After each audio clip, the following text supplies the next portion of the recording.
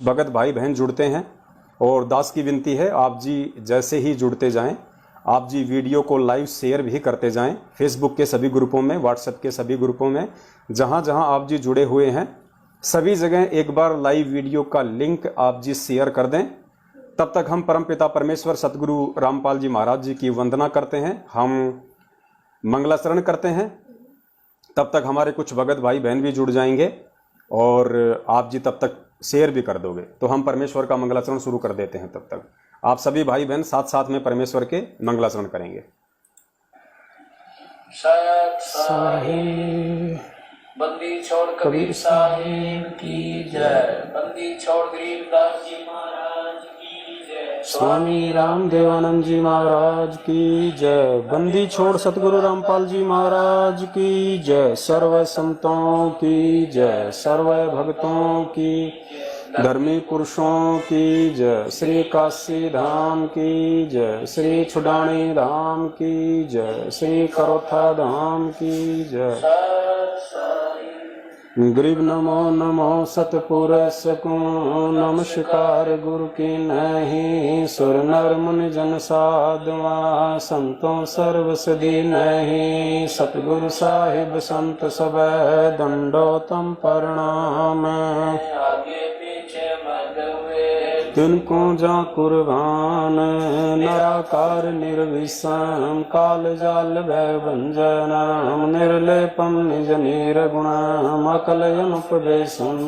गुणम, सोहम सुरति समा सकल समान नीरतल, उजल हिरंबर हृदय बेपरवाह था, वार पार नहीं मध्य तम गरीब जो सुमर सिद्ध होई, गणनायक गल करो अनुग्रह सोही, पारस पद परवाना आदि गणेश मनाऊं, गणनायक देवन देवा चरण कमल लोलाऊं, आदि अंत करु से परम शक्ति संगीतम, हृदय सिद्धिदाता सोही, अविगत गुण अतीतम, सत्य पुरुष निर्मोही, जगदम्बा जगदीशा मंगल रूप मुरारी, तन मन अर्पण शीशम, भक्ति मुक्ति भंडारी, सुर नर मुनि जन ध्यावे, ब्रह्मा विष्णु महेशा शेष शेष मुख पूजे आदि गणेशा, इंद्र कुबेर सरीखा वरुण धर्म राय धावे, समर्थ जीवन जी का मन इच्छा धारा ध्यावे से 88 उतरे भव जल पारा, कट है यम की फांसी 33 कोटि अधारा, ध्यावे से 88 उतरे भव जल पारा, कट है यम की फांसी। बंदी छोड़ सतगुरु रामपाल जी महाराज की जय हो। तो पुण्यात्मा दया परमपिता परमेश्वर जी की मालिक की वंदना के साथ आज हमारा लाइव प्रोग्राम शुरू हो रहा है और हम समय को बिल्कुल भी बर्बाद नहीं करेंगे। जिस सब्जेक्ट के लिए, जिस विषय के लिए आज परमात्मा ने आप और हम सभी को चुना है लाइव के लिए, आज हम उसी विषय पे बात करेंगे। और विषय आप सभी को पता है, हमारा विषय परमपिता परमेश्वर कबीर साहिब जी, जो कि आज वर्तमान में भारत देश में हरियाणा की पावन भूमि पे 8 सितंबर 1951 को प्रकट हो चुके हैं। ये वही परमेश्वर है जिसे मुसलमान भाई अपना अल्लाह अकबर कहते हैं, जिसे ईसाई अपना यीशु कहते हैं, सिख भाई जिसे वाहे गुरु कहते हैं। ये वही परमेश्वर है जो तीनों लोकों में प्रवेश करके सभी का भरण पोषण करता है, चींटी से लेके हाथी तक का। बशर्ते कोई समझ नहीं पा रहा है, ये एक अलग बात है, लेकिन जैसे जैसे उन पुण्यात्माओं के भक्ति संस्कार मजबूत होंगे और परमेश्वर से जुड़ने का जो उनका समय आएगा, तो परमेश्वर उन पे वो भी दया करेंगे, परमेश्वर अपनी पहचान भी करवाएंगे। तो आज उसी परमपिता परमेश्वर जी का, जो कि सतगुरु रूप में आए हुए हैं, आज हम उनके प्रकट दिवस के ऊपर, जो कि प्रतिवर्ष 8 सितंबर के दिन आता है, उसके ऊपर आज हम लाइव हैं। आज हम लाइव चर्चा करेंगे।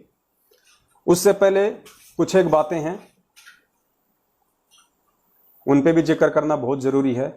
सबसे पहले तो दास निवेदन करेगा, विनती करेगा उन सभी भाई बहनों से, माताओं से, बुजुर्गों से जिनके घर में कोई ना कोई जो मेंबर है वो परमपिता परमेश्वर सतगुरु रामपाल जी महाराज जी का भगत है, उनका शिष्य है, उनकी शिष्या है।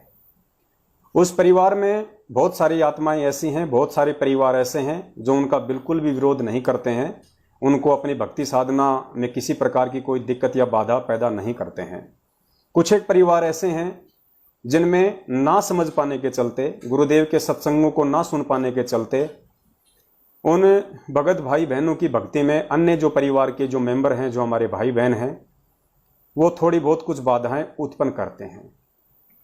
तो मेरा उन सभी ऐसे भाई बहनों से मेरा निवेदन है कि आप जी ऐसा बिल्कुल भी ना करें।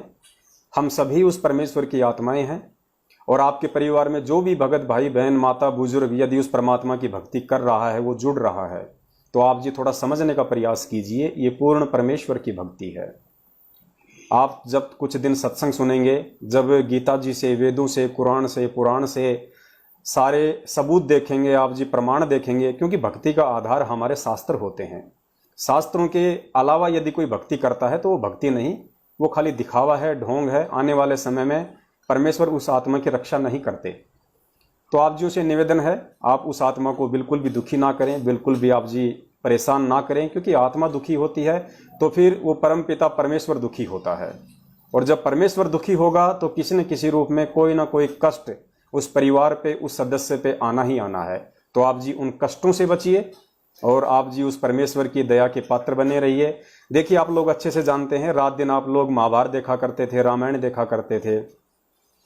रामायण का अगर अपन जिक्र करें तो देखिए, जब लंकापति रावण का भाई विभीषण, वो राम भगत था, परमात्मा की भक्ति करता था, अच्छी आत्मा थी वो, और जब तक विभीषण जी लंका में रहे, जब तक रावण ने अपने छोटे भाई विभीषण को अहंकार में आके लात मार के लंका से बेदखल ना कर दिया,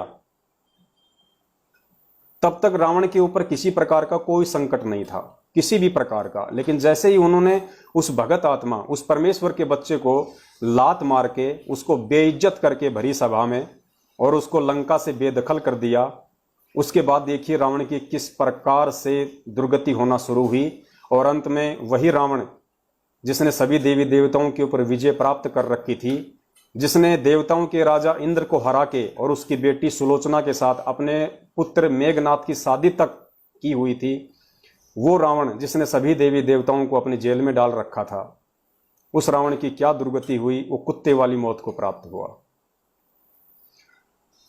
महाभारत का अगर अपन जिक्र करते हैं तो महात्मा विदुर जी थे। जब तक विदुर जी कौरवों के साथ थे, कौरवों का बाल भी बांका नहीं हुआ। उन्होंने चाहे कितने ही कुकर्म क्यों ना किए हों, कितने ही उन्होंने चाहे बदफैलियां क्यों ना की हों, लेकिन जिस समय उन्होंने विदुर जी को थप्पड़ मारा भरी सभा में दुर्योधन ने, और उनको बांदी का जाया कहा और ये कहा कि तू तो सदा ही पांडवों का पक्ष लेता है, उसके बाद आप जी देख लीजिए, उस पूर्ण परमात्मा ने श्री कृष्ण रूप में आके विदुर जी को महाभारत के युद्ध से पहले ही 68 तीर्थों की यात्रा पे भेज दिया कि विदुर जी आप 68 तीर्थों की यात्रा पे निकल जाइए। विदुर जी बहुत अच्छी आत्मा थी, परमात्मा ने उनका बचाव किया, युद्ध से पहले ही उनको 68 तीर्थों की यात्रा पे भेज दिया। और जैसे ही विदुर जी हस्तिनापुर को छोड़कर गए, पीछे से कितनी दुर्गति हुई पांडवों की, कौरवों की, और पांडव भी कितने सुखी हुए। अंत में उनको भी जाके हिमालय में तपस्या करके उनको अपना शरीर नष्ट करना पड़ा। तो कहने का मतलब है, ये जरूरी नहीं कि आप बहुत अच्छा पैसा कमा रहे हैं, आप बहुत अच्छी पद पे हैं, बहुत अच्छे पोस्ट पे हैं, आपके पास में धन भी बहुत है, लेकिन कहीं ना कहीं हमारे जो संस्कार होते हैं, वो चाहे पति का पत्नी के साथ हो, बेटे का माँ बाप के साथ हो, भाई बंधुओं का हो, हमारे ऋण संबंध ये पिछले जन्मों के जुड़े हुए हैं।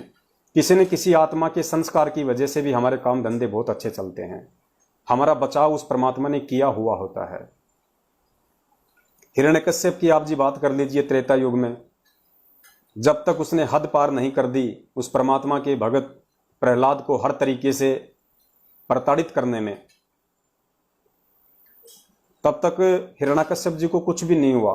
उसने सब बदफैलियां की, लेकिन जब उसने हद पार कर दी और बिल्कुल उसको मौत के घाट उतारने के लिए हर प्रकार से प्रयत्न करना शुरू कर दिया, तो उस समय वो पूर्ण परमात्मा कबीर साहेब नरसिंह रूप धारण करके, और हिरण्याकश्यप की क्या दुर्गति हुई आप सब लोग अच्छे से जब देखते हैं उनकी वीडियो यूट्यूब पे, तो ज़्यादा बताने की आवश्यकता नहीं है। तो मेरा हाथ जोड़ के निवेदन है आप सभी भाई और बहनों से, माताओं से, जिनके घर में कोई ना कोई ऐसा भाई बहन, माता बहन, बुजुर्ग जो संत रामपाल जी महाराज जी का भगत है, शिष्य है, आप उनको दुखी ना करें, आप उनको परेशान ना करें। वो आपसे कुछ भी तो नहीं मांगते, वो आपसे प्यार से भी बोलते होंगे, वो आपसे अनावश्यक रूप से किसी भी प्रकार की चीज़ों की या नाजायज़ वस्तुओं की डिमांड भी नहीं करते होंगे। अगर कोई माता बहन ऐसे परिवार में जुड़ी है तो जाहिर सी बात है वो अपने पति से गहनों की, महंगे कपड़ों की, बाहर घूमने की, किसी प्रकार की कोई डिमांड नहीं करती होगी। हमें अच्छे से पता है हमारी बहन का। कोई माता यदि उस परिवार में है तो माता केवल अपनी भक्ति चाहती है, वो अपने बच्चों को किसी प्रकार से भी परेशान नहीं करती है। तो आप लोगों का वैसे भी एक पारिवारिक सदस्य होने के नाते ये जिम्मेदारी बनती है कि सबको अपने अपनी भक्ति करने का अधिकार है, सबको अपना जीवन अपने तरीके से जीने का अधिकार है, बशर्ते दूसरे के जीवन में किसी प्रकार की जो है वो दखल अंदाजी ना हो।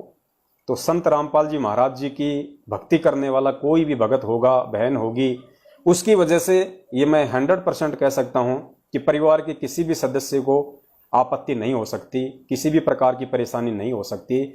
आप उनको सूखी रोटी देंगे, भले ही आप उनको चटनी मत दीजिए, वो माता बहन भाई वो सूखी रोटी भी खा लेंगे। आप उनको गालियां निकालेंगे, वो आपकी गालियां भी सहन कर लेंगे। और बहुत सारी माता बहन भाई तो मारपीट भी सहन कर ही रहे हैं। आपने ही मारा होगा, आपने ही गालियां निकाली होंगी, आपने ही उल्टा बुरा कहा होगा, भले ही संत रामपाल जी महाराज जी को कहा हो, चाहे उस माता बहन को कहा हो, लेकिन उस माता बहन ने कभी भी उल्टा जवाब आपके किसी भी जिसकी भी आप अपने इष्ट की पूजा करते हैं, हनुमान जी की, माता जी की, ब्रह्मा विष्णु महेश की, देवी देवताओं की, उस माता बहन भाई ने आपको बिल्कुल भी उनके खिलाफ कुछ भी नहीं कहा होगा, भले ही आपने चाहे उनको और उनके गुरुजी को लाखों गालियां दी होंगी। तो मेरा निवेदन है आप जी थोड़ा संयम रखिए, थोड़ा धैर्य रखिए। आप भी बहुत अच्छी आत्मा है, क्योंकि आपके घर में अगर परमात्मा ने किसी आत्मा को भेजा है, कोई भी आत्मा अगर आपके परिवार में उस पूर्ण परमात्मा की भक्ति कर रही है, तो जाहिर सी बात है आने वाले समय में आप भी उस परमात्मा से जुड़ने वाले हैं, आपका भी संस्कार आने वाला है। और आने वाले समय में ऐसा ना हो कि जब आपको ये ज्ञान समझ में आए तो आपको लज्जित होना पड़े, आपको ये शर्मिंदगी महसूस करनी पड़े कि भाई हमने आपके साथ बड़ी जातियां की। तो एक बार आप सभी माता बहनों से, भाइयों से मेरा हाथ जोड़ के निवेदन है कि उन प्यारी आत्माओं को, मेरे भाई बहनों को, माताओं को आप जी बिल्कुल भी परेशान ना करें। वो परेशान होंगी तो वो परमात्मा दुखी होगा, और अगर वो परमात्मा दुखी होगा तो कहीं ना कहीं आप लोगों को दिक्कत आएगी जरूर। तो आप उन्हें अपनी भक्ति करने दीजिए, आप उस परमात्मा को दुखी ना करिए, क्योंकि वो दुखी होगी तो फिर वो परमात्मा दुखी होते हैं। तो और आने वाले समय में आपके भी जीवन में यदि ऐसा कोई कष्ट आना होगा, आपके अगर संस्कार में अगर कोई मौत लिखी होगी, तो आप यकीन मानिए उस एक आत्मा के कारण जो आपके घर में भक्ति कर रही है, परमात्मा आपकी मौत तक को टालेगा। आप यकीन रखिए इस बात को। इस परमेश्वर के अलावा दुनिया में कोई भगवान नहीं है, इस सतगुरु के अलावा और कोई नहीं है इस दुनिया में। आने वाले समय में आप सभी को इसके चरणों में आना पड़ेगा, अगर अपनी जान की सुरक्षा चाहते हो, अगर अपने परिवार और बच्चों की रक्षा चाहते हो। तो मेरा निवेदन है आप जी उन्हें दुखी ना करें। बहुत अच्छी आत्माएं हैं जो आपके घर में रह के भक्ति कर रही हैं। बंदी छोड़ सतगुरु रामपाल जी महाराज जी की जय हो।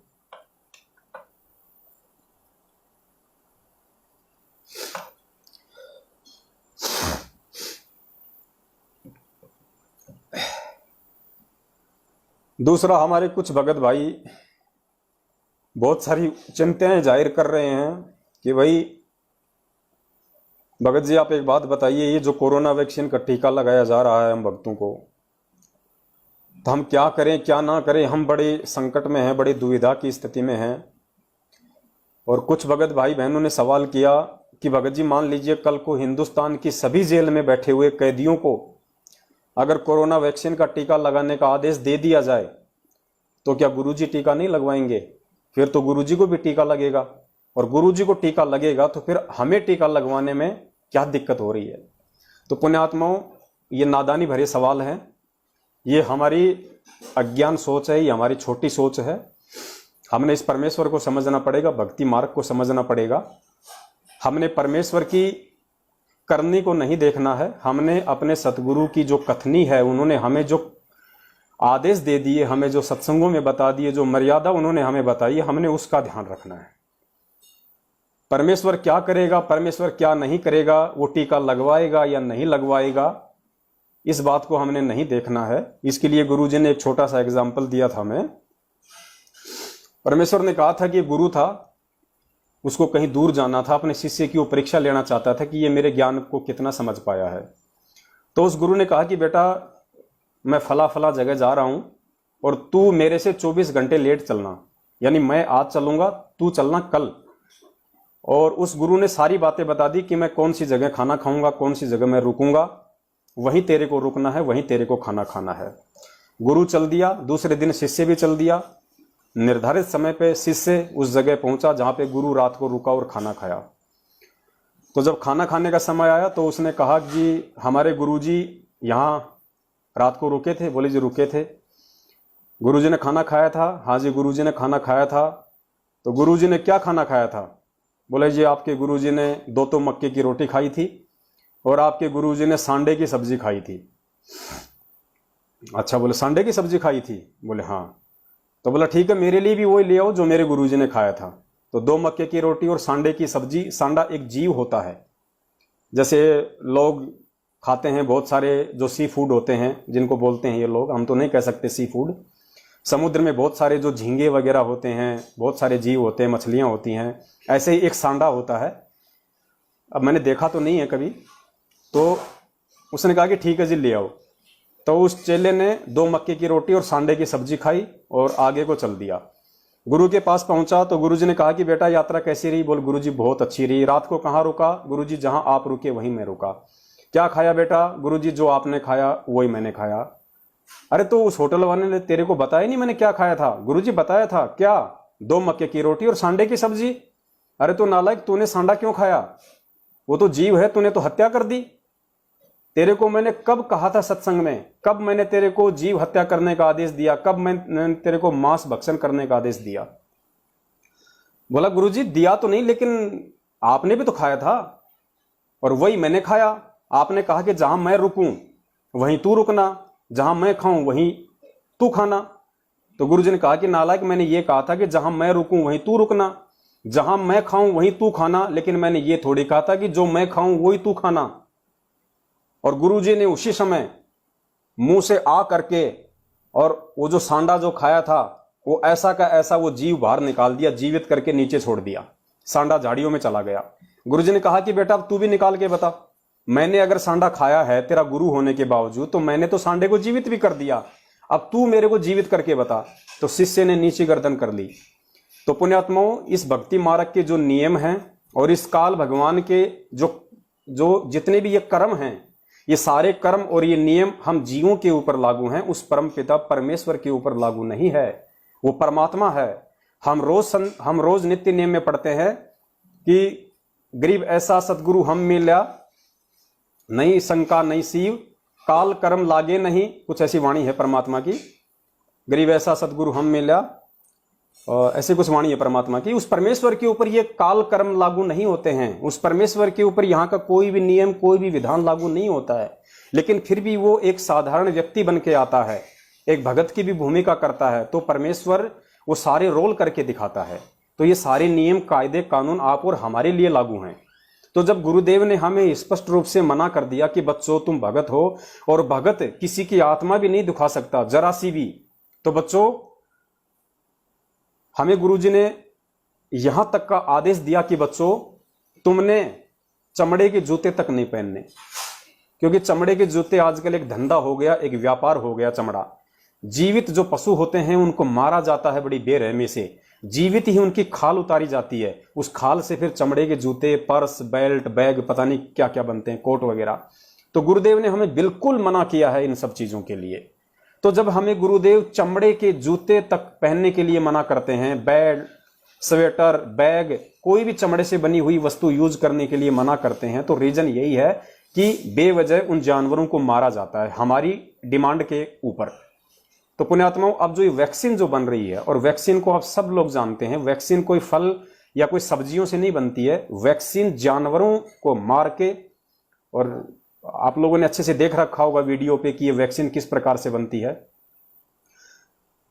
मैक्सिमम जो गायें होती हैं, जो जीवित गायें होती हैं, जो गर्भवती होती हैं, उन जीवित गायों को जिंदा उनका पेट चीरा जाता है। जीवित गाय का पेट चीरा जाता है, पेट से उसका नवजात जो बछड़ा होता है उसको निकाला जाता है। उस जीवित बछड़े के हृदय में, हर्ट में एक मोटी सिरिंज होती है, वो घुसाई जाती है, और उसके जो हर्ट होता है वहां से उसका जो ब्लड होता है उसको लिया जाता है। उस ब्लड का फिर सीरम बनता है, उस सीरम का प्रयोग फिर इसमें होता है, बोविन कैटल सीरम जिसको बोलते हैं। ये तो आज यूट्यूब का जमाना है, आप लोग कहीं भी सर्च करके देख सकते हैं कि वैक्सीन में क्या क्या जो है वो तत्व मिलाए जाते हैं। ICMR जिसने ये वैक्सीन बनाई है उसने खुद अपनी वेबसाइट पे इन सारी चीजों को डाल रखा है कि इसमें क्या क्या मिला हुआ है। फैटल बोविन सीरम उसमें लिखा हुआ है। तो पुण्यात्मा बताओ हम कैसे इसका यूज कर सकते हैं।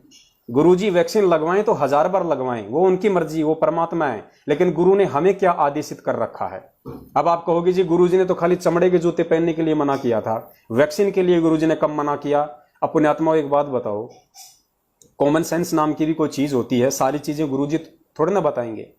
अब मान लीजिए हमें गुरुजी ने मना कर दिया कि बच्चों आपने दूध और गुड़ एक साथ नहीं खाना है, क्योंकि दूध और गुड़ को एक साथ खाने से बहुत सारी शारीरिक रोग भी होते हैं और भी इसके बहुत सारे जो है उल्टे प्रभाव होते हैं, जो दास वीडियो बना के डाल चुका है। तो गुरुजी ने मना कर दिया कि बच्चों आपने दूध और गुड़ को एक साथ यूज नहीं करना है। अब कोई ये कहे कि भगत जी दूध हमने भैंस का गुड़ के साथ नहीं खाना या फिर गाय का नहीं खाना, मतलब हम जो गुड़ है उसको गाय के दूध के साथ खाएं या भैंस के दूध के साथ ना खाएं, या फिर बकरी का दूध चलेगा। तो ये तो फिर उसकी अज्ञानता हुई ना। जब गुरुजी ने मना कर दिया कि दूध के साथ गुड़ का प्रयोग नहीं करना, तो दूध चाहे भेड़ का हो, चाहे बकरी का हो, चाहे हाथी का हो, चाहे ऊंट का हो, चाहे गाय का हो, चाहे भैंस का हो, दूध दूध है।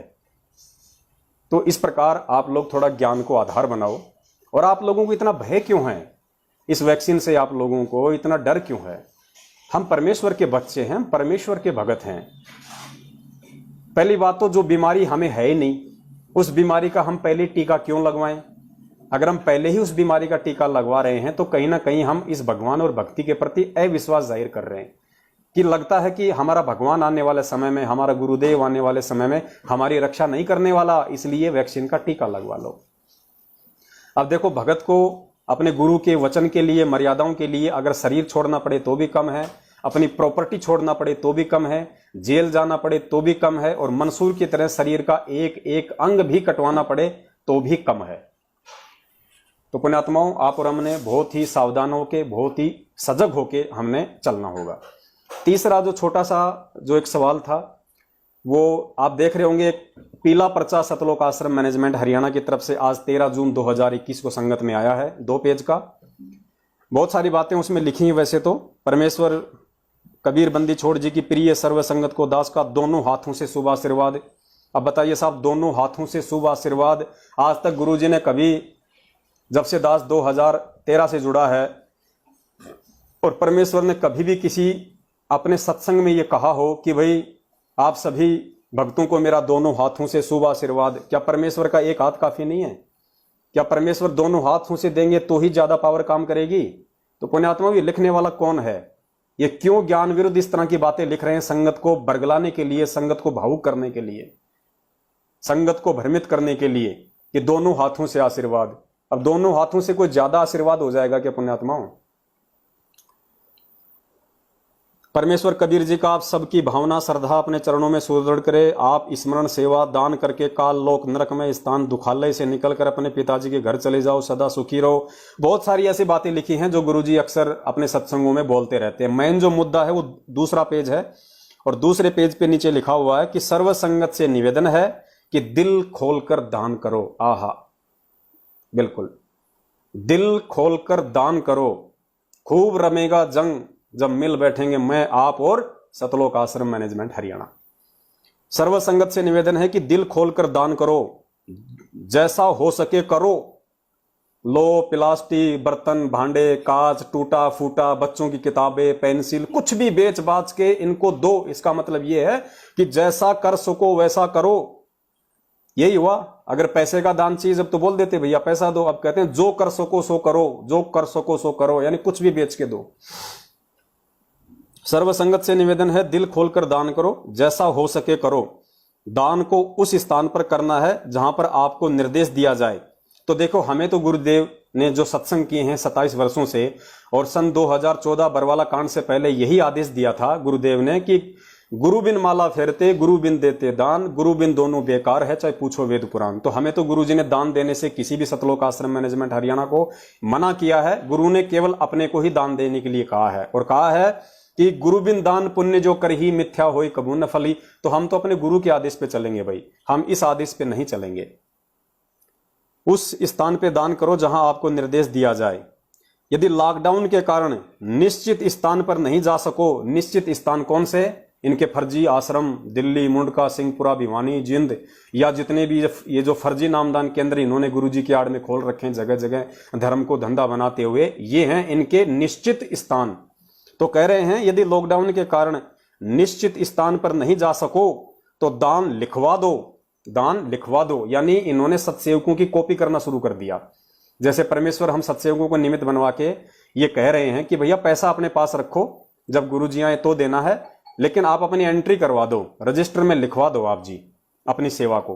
तो वही सेम पैटर्न इन्होंने अपना लिया हमारी कॉपी करके कि अगर लॉकडाउन में कहीं आ जा नहीं पा रहे हो तो लिखवा तो दो, कम से कम हमें ये शांति तो मिल जाए, हमारे मन को थोड़ा तसल्ली तो मिल जाए कि हाँ संगत के पास चूसने के लिए थोड़ा बहुत कुछ और माल मटेरियल बचा हुआ है।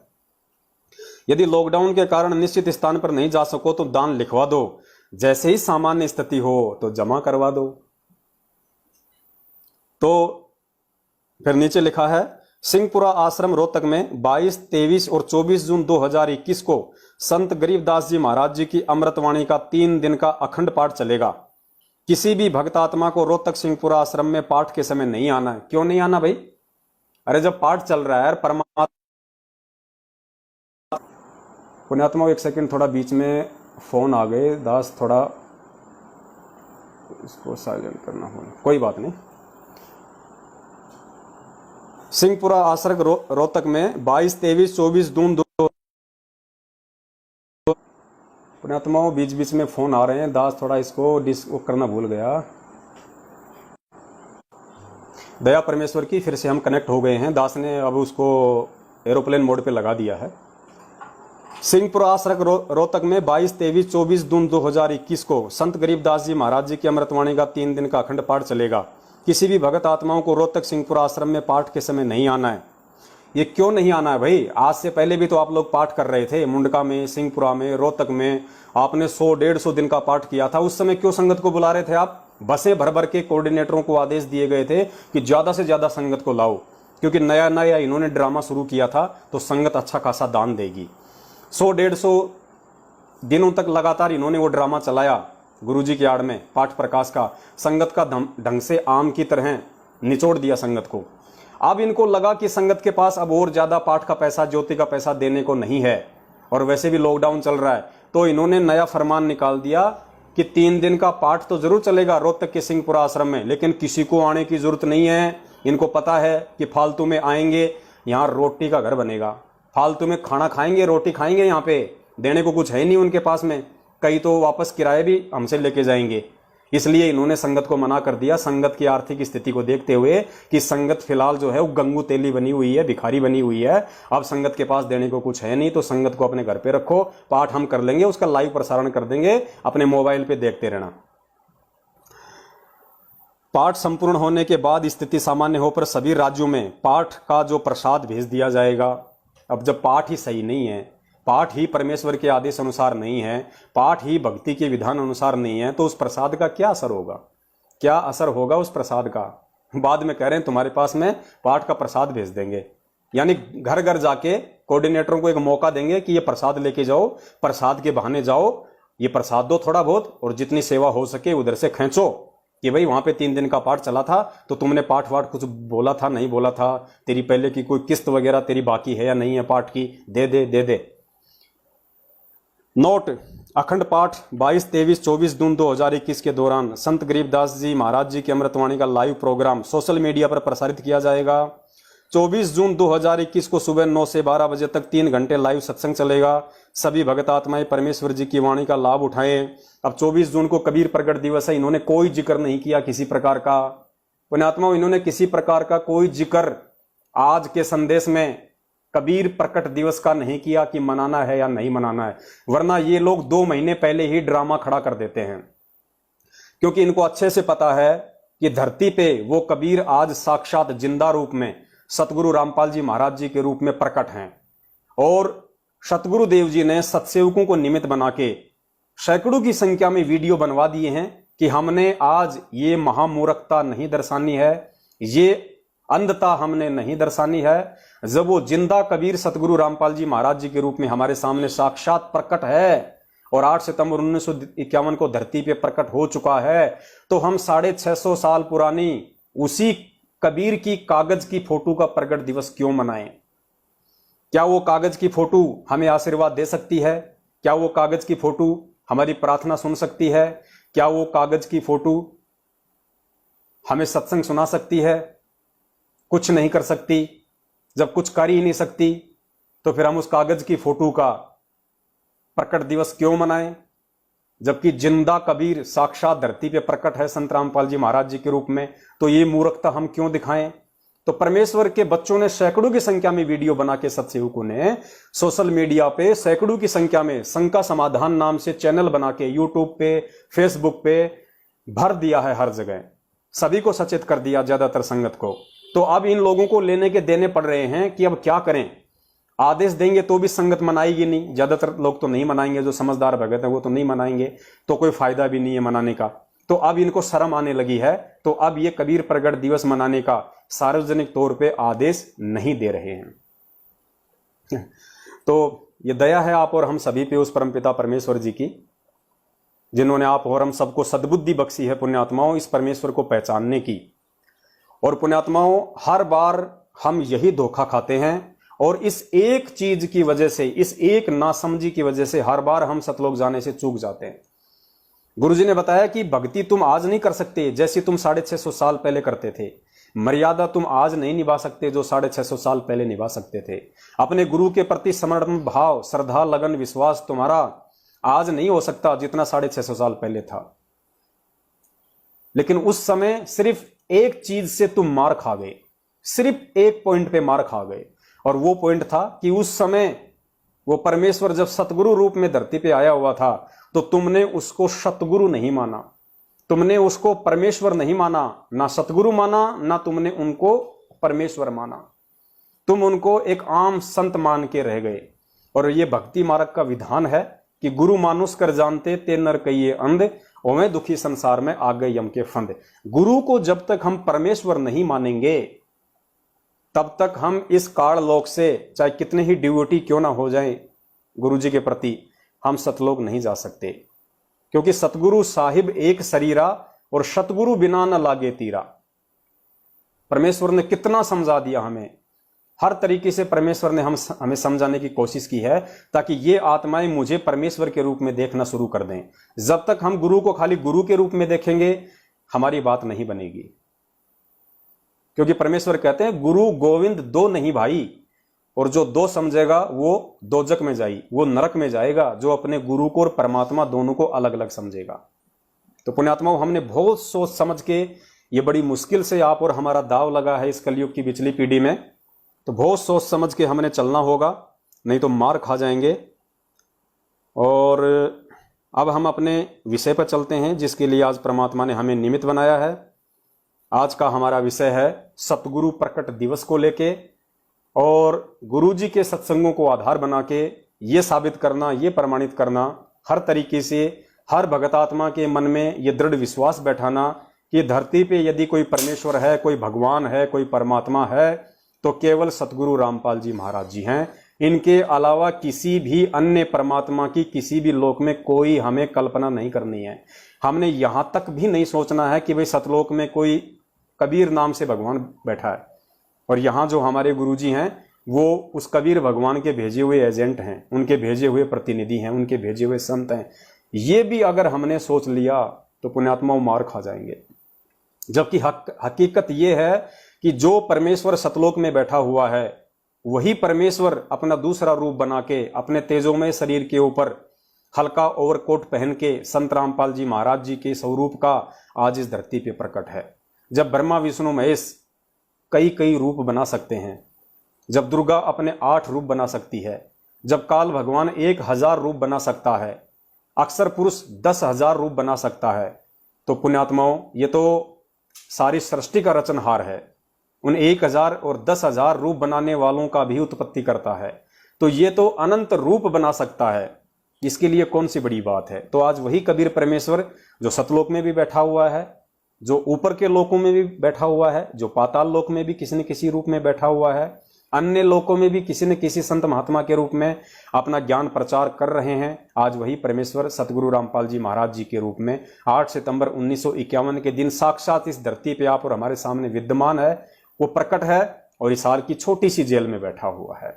और हिसार की छोटी जेल में बैठ के बाहर हम जो इस काल भगवान की 21 ब्रह्मांड रूपी इस बड़ी जेल में बैठे हुए हैं, वो उस छोटी जेल में बैठ के बड़ी जेल में बैठे हुए हम कैदियों की रहनी और करनी को देख रहा है कि मेरे से इतना ज्ञान लेने के बाद ये कितना समझ पाए मुझे और कितना मुझे पहचान पाए, और मेरे सतलोक जाने के बाद में किस प्रकार से ये आत्माएं मेरे इस मार्ग पे चलेंगी और आने वाली आत्माओं को चलाएंगी। ये छोटी सी हमारी ये परीक्षा हो रही है। और जो व्यक्ति अपने गुरु में परमेश्वर के दर्शन नहीं करता है, जो व्यक्ति गुरु और गोविंद 2 अलग अलग समझता है, वो व्यक्ति इस भक्ति मार्ग पे ये समझ लीजिए अभी उसका जन्म भी नहीं हुआ है, भले ही उसने गुरुदेव से नाम दीक्षा लिए हुए 20-25 वर्ष भी क्यों ना हो गए हों। तो आप और हमने सत्सेवकों ने तो विशेष कर ये गलती नहीं करनी है, बाकी लोग करते रहें तो उनकी अपनी मर्जी है। तो पुण्यात्माओं, जैसे कि जब हम ये मैसेज संगत में डालते हैं तो हमारे सतलोक आश्रम मैनेजमेंट हरियाणा वाले जो बड़े भाई हैं, जो काफी वर्षों से गुरुजी की संगति कर रहे हैं, वो और उनके पीछे लगे हुए हमारे बहुत सारे मंदबुद्धि भाई बहन, सोशल मीडिया सेवादार जो हैं, उनके अन्य जो सेवादार हैं, वो खुद भी भ्रमित हैं, संगत को भी ये बरगलाते हैं कि भाई हम तो केवल वही करेंगे जो हमें गुरुदेव जी ने बताया है, हम कबीर प्रगट दिवस ही मनाएंगे, हम सतगुरु प्रगट दिवस नहीं मनाएंगे। तो पुण्यात्माओं, ऐसे मंदबुद्धि भाई बहनों के पीछे हमने नहीं चलना है, क्योंकि दास पहले अपने वीडियो में काफी जिक्र कर चुका है। आज हमारा विषय थोड़ा अलग है, इसलिए दास थोड़ा शॉर्ट में चलेगा, वरना हमारा जो वीडियो है आज बहुत लंबा होने वाला है, वो पूरा नहीं हो पाएगा। पुण्यात्माओं, गुरुजी कभी नहीं कहेंगे कि बच्चों कबीर प्रगट दिवस मनाओ, गुरुजी कभी नहीं कहेंगे कि बच्चों तुम मेरा प्रगट दिवस मनाओ या सतगुरु प्रगट दिवस मनाओ। गुरुजी एक भगत के रोल में और उस कबीर परमात्मा की जानकारी देते हुए वेदों से, कुरानों से, पुराणों से, गीता जी से, वो अपने आप को कबीर जी से थोड़ा सा डिफरेंट दर्शा रहे हैं। क्योंकि गुरुजी अगर जब से वे सत्संग करने लगे, अगर वे डायरेक्ट ये बात कहने लग जाते कि बच्चों मैं ही कबीर हूं, मैं ही सतलोक से आया हूं, मैं ही वो परमपिता परमात्मा हूं जो तीनों लोकों में प्रवेश करके सबका भरण पोषण करता है, मैं ही अविनाशी कबीर हूं जो सतगुरु रूप में आया हूं, तो पुण्यात्माओं शायद आज आप और हम भी गुरुजी के उन वचनों पर यकीन नहीं करते कि ऐसे कैसे बोल रहे हैं। तो गुरुदेव ने एक भगत की भूमिका करते हुए, कबीर परमेश्वर होते हुए, अपने आप को कबीर जी से अलग दर्शाते हुए, और ये उनको ये समझाना पड़ा आप और हम मंदबुद्धियों को समझाने के लिए, दुनिया वालों को समझाने के लिए। और जो कबीर शब्द जो वेदों में है, जो कबीर जी की जो फोटो लोगों ने जो बना रखी है अपने मनमुखी विचारों से, दाढ़ी मूछ वाली, उस फोटो का सहारा और वेदों में जो परमेश्वर का नाम है कबीर, उस नाम का सहारा गुरुजी के लिए लेना चाहे जरूरी समझ लो चाहे मजबूरी समझ लो, क्योंकि उस नाम और फोटो का सहारा लिए बिना आप और हम भी नहीं समझ सकते थे कि भाई कौन कबीर भगवान। तो गुरुजी ने आप और हम मंदबुद्धियों की आंखें खोलने के लिए अपने आप को कबीर होते हुए भी छुपाना पड़ता है। और जो भगत भाई बहन ये कहते हैं कि हम तो गुरुजी के अनुसार ही चलेंगे, जैसा हमें गुरुजी कहेंगे हम तो वही करेंगे, तो उन भगत भाई बहनों से मेरी विनती है, मेरा निवेदन है कि भाई अगर ऐसा है तो जब गुरुजी सत्संगों में, क्योंकि आप सभी आत्माओं ने देखा होगा गुरुजी जब सत्संग करते थे तो बीच बीच में बोलते थे बोलो कबीर भगवान की जय। तो संगत क्या बोलती थी? संगत ये नहीं बोलती थी बोलो कबीर भगवान की जय, संगत बोलती थी बंदी छोड़ सतगुरु रामपाल जी महाराज की जय। एक बार सुन लीजिए। बोलो कबीर परमेश्वर जी की जय हो। डिस्कनेक्ट हो गया। बोलो कबीर परमेश्वर जी की जय हो।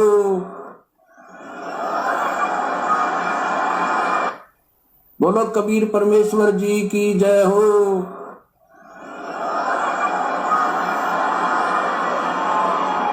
गुरुजी बोल रहे हैं बोलो कबीर परमेश्वर जी की जय हो, संगत बोल रही है बंदी छोड़ सतगुरु रामपाल जी महाराज जी की जय हो।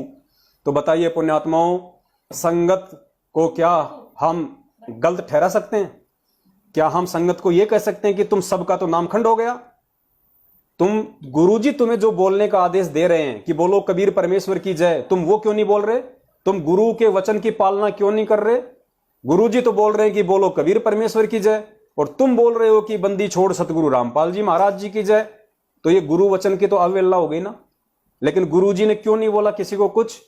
गुरुजी ने क्यों नहीं कहा कि बच्चों मैं तो कबीर परमात्मा की जय बोलने के लिए बोल रहा हूं, तुम मेरी जय क्यों बोल रहे हो?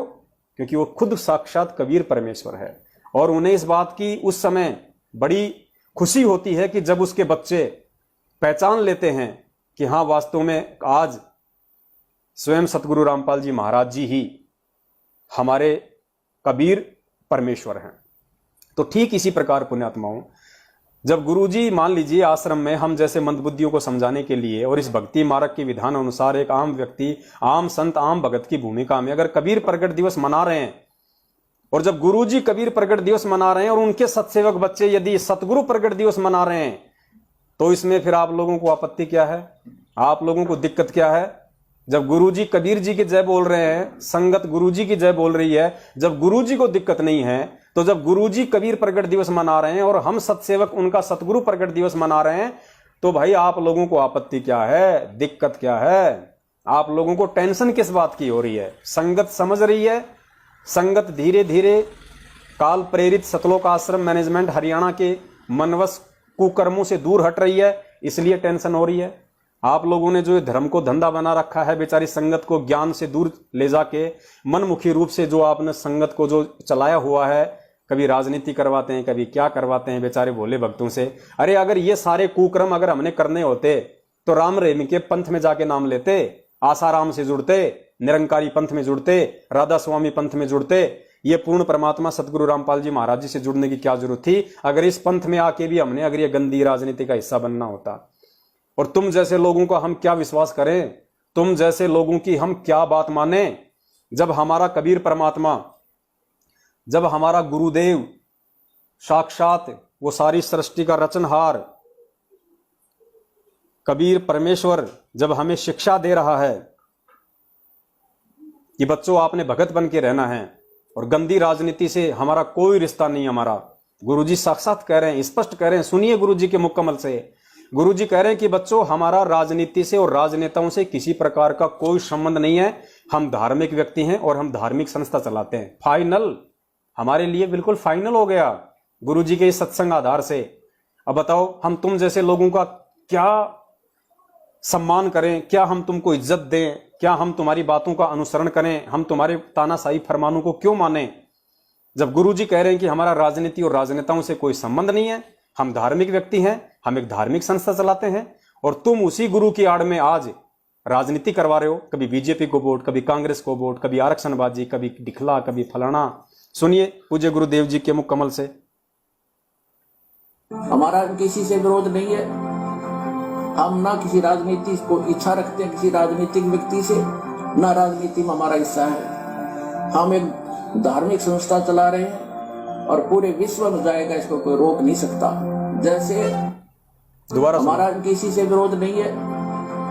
हम ना किसी राजनीति को इच्छा रखते हैं किसी राजनीतिक व्यक्ति से, ना राजनीति में हमारा हिस्सा है। हम एक धार्मिक संस्था चला रहे हैं और पूरे विश्व में जाएगा, इसको कोई रोक नहीं सकता। जैसे तो बताओ पुण्यात्माओं, ऐसे लोगों का हम क्या यकीन करें जो लोग हमारे बाप के आदेश के खिलाफ, हमारे बाप के सत्संगों के खिलाफ, हमारे परमपिता परमेश्वर के भक्ति विधान और संविधान के खिलाफ, हमारे पूज्य गुरुदेव जी के भक्ति मर्यादाओं के खिलाफ, जो आज काल के एजेंट बन के हमारी भक्ति नष्ट करवाने के लिए, हमारी मर्यादाओं को खंडित करवाने के लिए और हमारे परमपिता परमेश्वर के विधान के खिलाफ आदेश देकर पीले पर्चे निकाल के इन कोऑर्डिनेटरों के माध्यम से, इन मंदबुद्धि फर्जी नामदान केंद्र वालों के माध्यम से बताओ हमसे राजनीतियां करवा दी, आरक्षणबाजियां करवा दी, तो पुण्यात्माओं हम इनका क्या यकीन करें और क्यों यकीन करें? हम कोई बातें नहीं है, तुम अपनी राह चलो, जैसे तुम कर्म करोगे तुम्हारे परिणाम तुम्हारे सामने होंगे,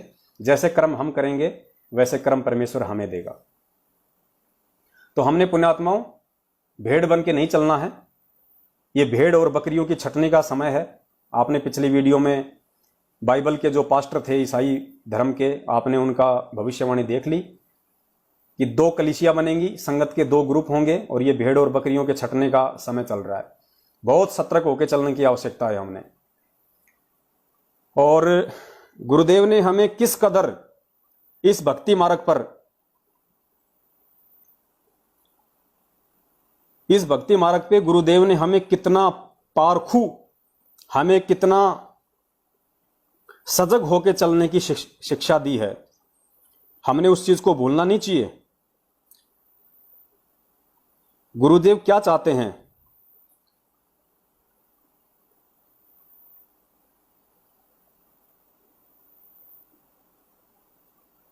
दास एक छोटा सा वीडियो निकाल रहा है पूज्य गुरुदेव जी का, जिसमें गुरुदेव जी कह रहे हैं कि बच्चों कोई भी व्यवसाय करो, उस व्यवसाय में जब तक आप मास्टर नहीं बनेंगे, जब तक आप विद्वान नहीं बनेंगे, तब तक आपको कोई भी भ्रमित कर देगा। और गुरुजी कह रहे हैं कि मेरा मकसद केवल तुम्हें पारखी बनाना है,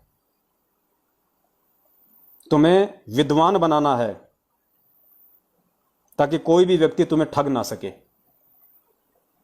एक सेकंड पुण्यात्माओं, बहुत सारे वीडियो हैं तो निकालने में थोड़ी सी दिक्कत हो जाती है।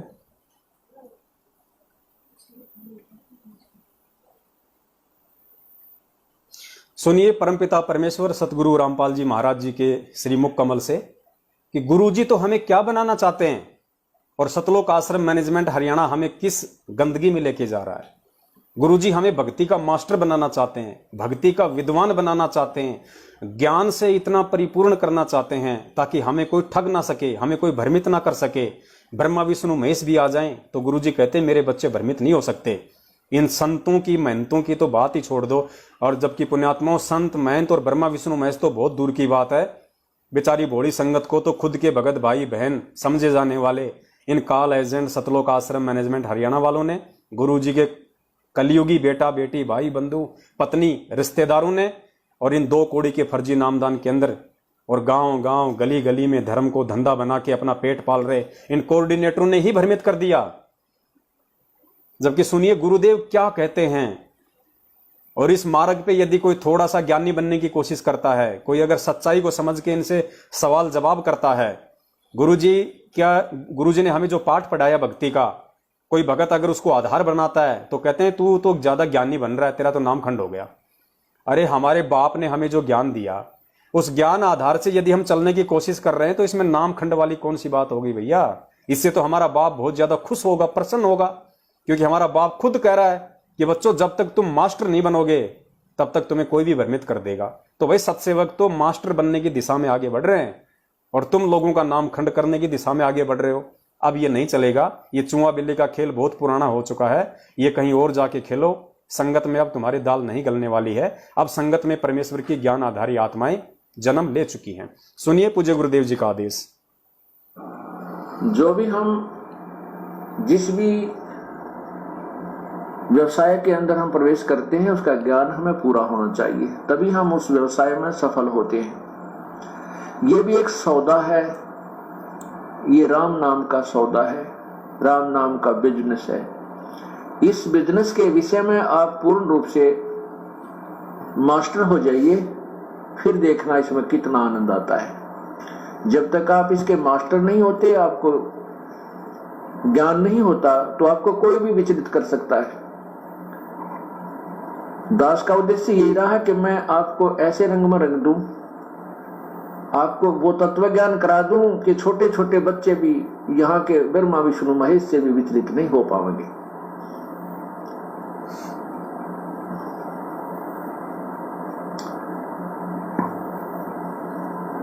और यहाँ के छोटे मोटे संत पंतों की तो कहनी क्या है, वो तो हमारे भक्तों को डस से मस कर ही नहीं सकते। तो उसके लिए आपका आवश्यक है कि आप अधिक से अधिक क्लास अटेंड करो, अधिक से अधिक सत्संग में आइए और ये सत्संग सुनिए। और मान लीजिए आप नहीं आ पाते हो, तो इस सत्संग की हमने सीडी बनाई हुई होती है, कैसेट बनी होती है, ऑडियो भी, वीडियो भी, MP3। हम पूरी कोशिश करते हैं कि ये ज्ञान जन जन तक पहुंचे। और जो बच्चा किसी सत्संग में नहीं आ सका, क्लास अटेंड नहीं कर सका, तो वो अपने घर बैठ के उस होम टास्क कर ले, उस कमी को पूरा करे। अवश्य सत्संग सुनना चाहिए। घर पर भी आप बैठ करके 1 घंटा प्रतिदिन नियम बनाइए कि एक CD स्वयं देखिए और बच्चों को भी दिखाइए। और साथ में यदि आसपास के आपके पड़ोस में कोई ऐसा है जिसके पास ये सुविधा उपलब्ध नहीं है, उनको भी आमंत्रित कर लीजिए। और तो पुण्यात्माओं, परम पिता परमेश्वर जी का ये फाइनल आदेश जो अभी आपने सुना उनके मुख कमल से, उसके बाद हमें किसी भी व्यक्ति के आदेश की आवश्यकता नहीं होनी चाहिए भक्ति मार्ग में, क्योंकि भक्ति मार्ग में गुरु का आदेश फाइनल है। यदि हमने गुरुदेव के मुख कमल से सुन लिया या गुरुदेव के सत्संग रूपी आदेश हमने सुन लिए, तो गुरुदेव कह रहे हैं कि बच्चों, ये भक्ति भी एक बिजनेस है राम नाम का। और जब तक आप इस बिजनेस में मास्टर नहीं हो जाओगे, विद्वान नहीं हो जाओगे, तब तक तुम्हें कोई भी भ्रमित कर देगा। तो सत्सेवक तो इस राम नाम के बिजनेस के मास्टर बनने की दिशा में आगे बढ़ रहे हैं भाई। गुरुजी के सत्संगों का निष्कर्ष निकालने का प्रयास कर रहे हैं। गुरुदेव ने सत्संगों में जो संकेत किए हैं उनको समझने का प्रयास कर रहे हैं, और अपने दूसरे भगत भाई बहनों को सोशल मीडिया के माध्यम से हो, चाहे लाइव साध संगति के माध्यम से हो, समझाने का प्रयास कर रहे हैं। तो बताओ इसमें गुरुद्रोही वाली बात क्या हो गई? अब ये तो ये लोग बोल नहीं सकते कि भाई सत्सेवकों के कारण जो संगत समझ रही है और ज्ञान को आधार बना रही है, उसके चलते हमारा धार्मिक धंधा ठप होता जा रहा है। लोग हमें ज्योति पाठ का पैसा नहीं दे रहे, क्योंकि सत्सेवकों ने बता दिया गुरु जी के सत्संग सुना सुना के कि गुरु बिन माला फेरते, गुरु बिन देते दान, गुरु बिन दोनों निष्फल है, चाहे पूछो वेद पुराण। कुपात्र को अगर 1 रुपया भी दोगे, आने वाले समय में तुम्हारी किस्मत में कांटे चुभेंगे चुभेंगे, क्योंकि तुमने सुपात्र सतगुरु को छोड़ के और इन कुपात्र लोगों को, जो उनकी आड़ में धर्म को धंधा बनाए बैठे हैं, इनको तुमने दान धर्म का पैसा दे दिया, तो वो आपको परेशानियां पैदा करेगा ही करेगा। तो पुण्यात्माओं, हमने इस प्रकार से गुरुदेव के ज्ञान को आधार बना के चलना है।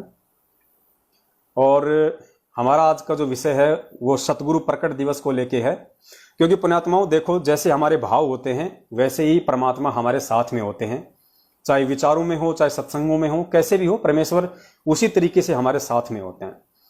तो आपके जैसे भाव होंगे, आपके भाव यदि कबीर परमेश्वर जी की फोटो में है, तो परमेश्वर आपको उसी रूप में आके दर्शन देंगे, उसी रूप में परमात्मा आपके कुछ काम आपके संस्कारवश पूरे करेंगे। यदि आपका भाव, आपकी पूर्ण लगन श्रद्धा अपने पूज्य गुरुदेव में है, तो जिस रूप में आज पूज्य गुरुदेव जी आए हुए हैं, जिस रूप को आप सुपीरियर मानते हो, जिस रूप के ऊपर आप डिवोटी हो, जिस रूप के अलावा आप अन्य किसी भी रूप को नहीं मान सकते जब तक इस पृथ्वी लोक पे हैं आप, तो परमात्मा आपको सतगुरु रूप में आके ही आपके सारे काम सारेगा, आपको दर्शन देगा, सारे काम करेगा। तो ऐसी ये घटना है, अभी कुछ दिन पहले की बात है कि दास के, आप सबको पता है कि दास के घर पे एक बिल्ली थी, छोटी सी जिम्मी।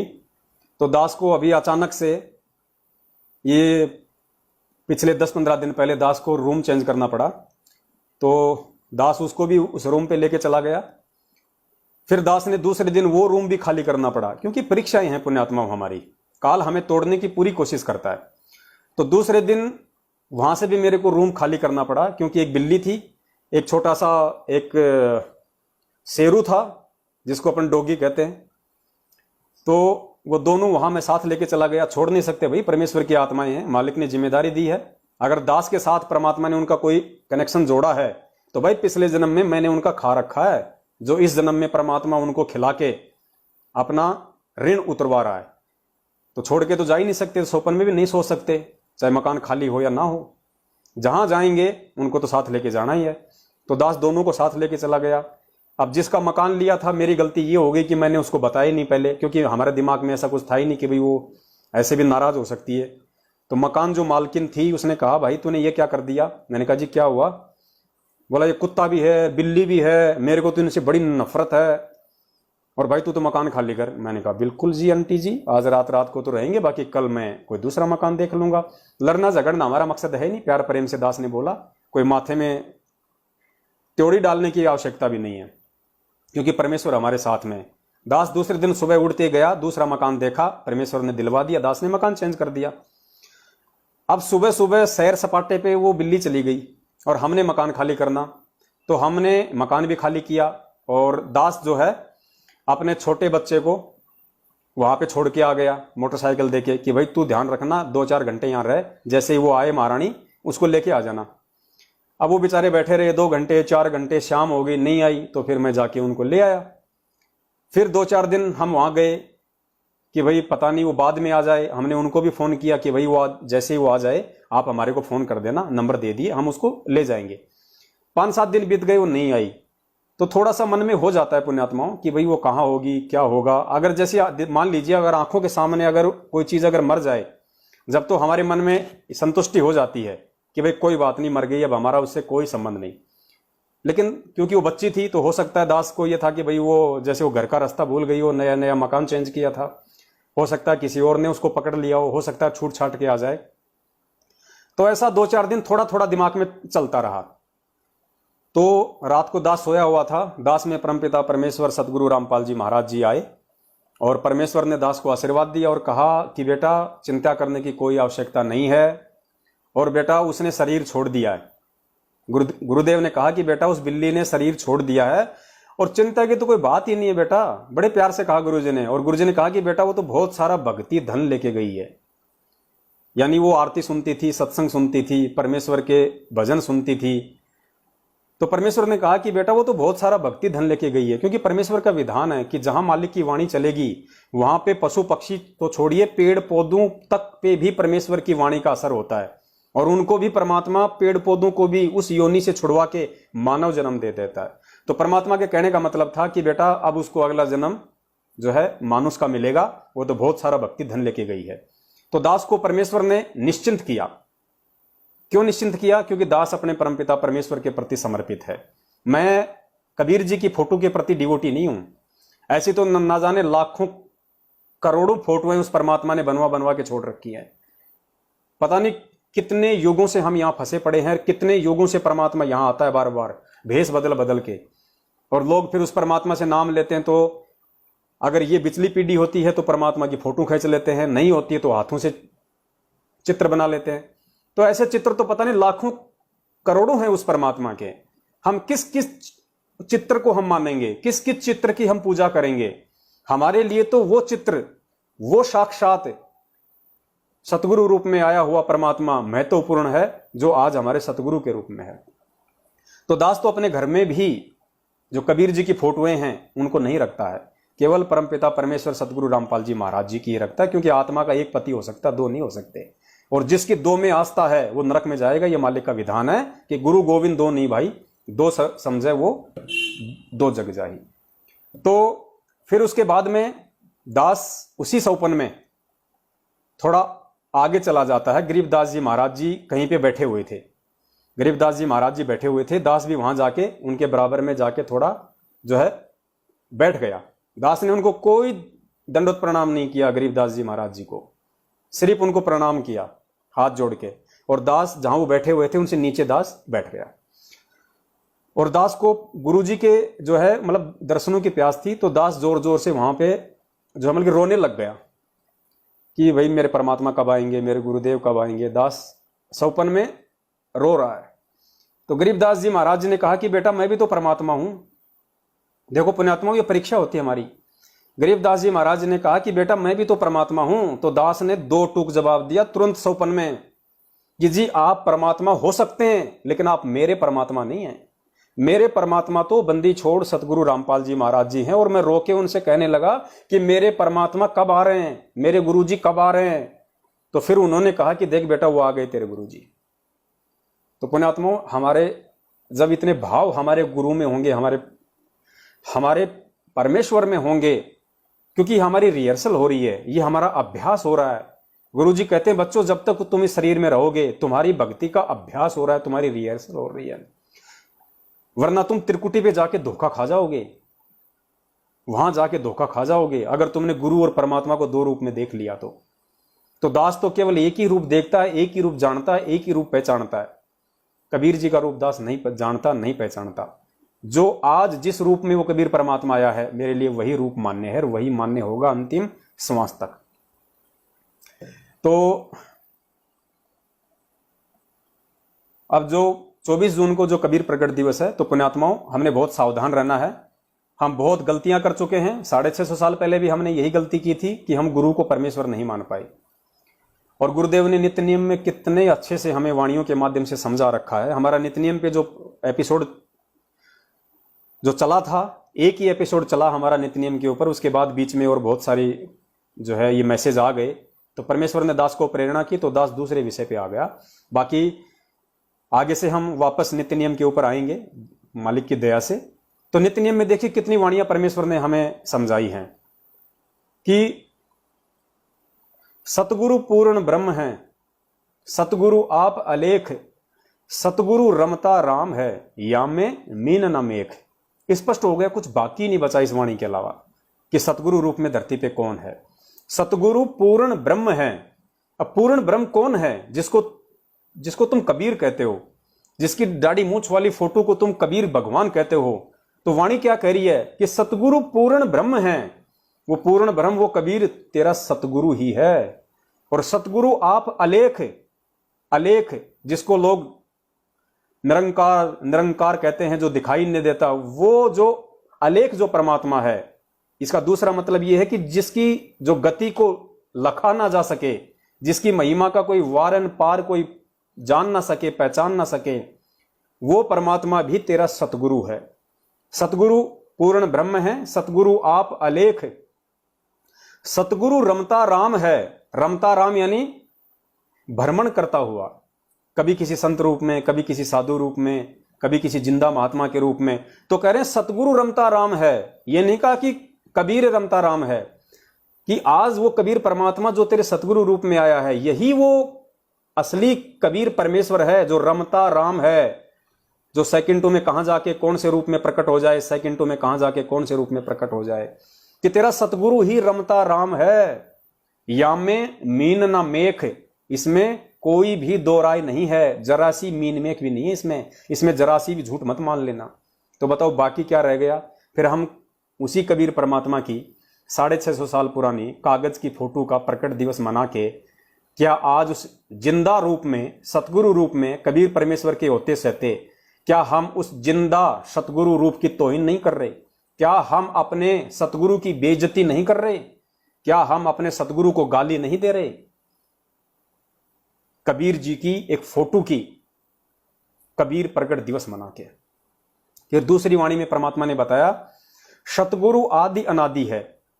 अब बताओ, आगे की वाणी तो छोड़ दीजिए, ये आदि और अनादि जो शब्द हैं ये काफी हैं। सतगुरु आदि अनादि है। आदि यानी सबसे पहले वाला, अनादि जिसका कोई अंत ही नहीं। अब बताओ, अब आदि अनादि तो कबीर परमेश्वर होता है, पूर्ण परमात्मा होता है। तो यहां पे सतगुरु के लिए आदि अनादि शब्द का यूज क्यों किया गया? क्योंकि वो कबीर सतगुरु रूप में खुद ही है। अब पुण्यात्माओं, ये गरीबदास जी महाराज जी की जो वाणियां हैं, आप इनको ये ना समझिए कि ये गरीबदास जी महाराज जी ने जब उनको कबीर परमात्मा मिले थे तो उन्होंने अपने सतगुरु के रूप में ये वाणियां बोली हैं। नहीं, गरीबदास जी महाराज जी कोई बच्चे नहीं थे, खुद कबीर परमात्मा ही